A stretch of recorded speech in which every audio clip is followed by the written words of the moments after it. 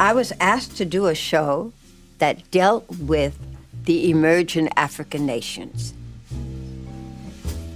And at that time, I was wearing my hair, as I am now, straightened, and I wasn't comfortable in the woman's skin with that style of hair because I knew they didn't wear their hair straightened in Africa.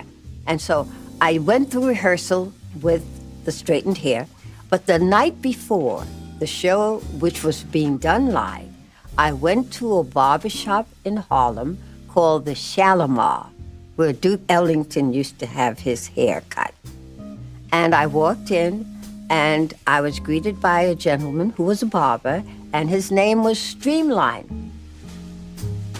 I told him I wanted him to cut my hair very short and then shampoo it so that it would go back to its natural state. And so he sat me in the chair, and he proceeded to cut, and he cut it kind of short up to crop. And I said, that's not it. I want you to cut it as close to my scalp as possible. And then I want you to shampoo it so it goes back to its natural state. He went and sat down. When he had regained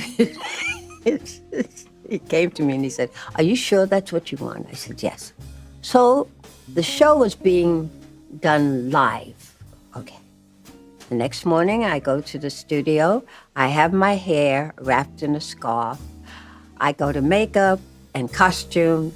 And then when the director said, places, I took the scarf off. You could hear a hair hit the floor.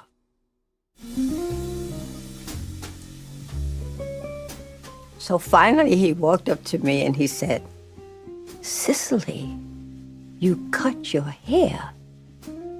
And I sheepishly held my head and I shook my head, yes.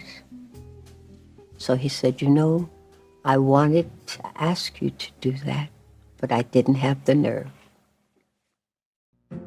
And then it was George Scott who asked my agent to send me in to meet with them for East Side, West Side. I said, well, what do I do about my hair? They said, your hair, leave it that way.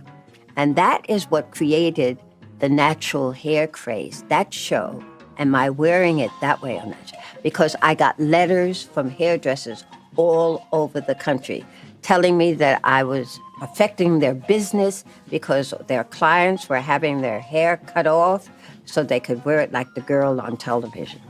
The cornrow and sounder. You know, I knew during that period that women in the South cornrow their head. So I said that Rebecca would wear her hair in that manner. But every time I changed the hairdo, it had not to do with me.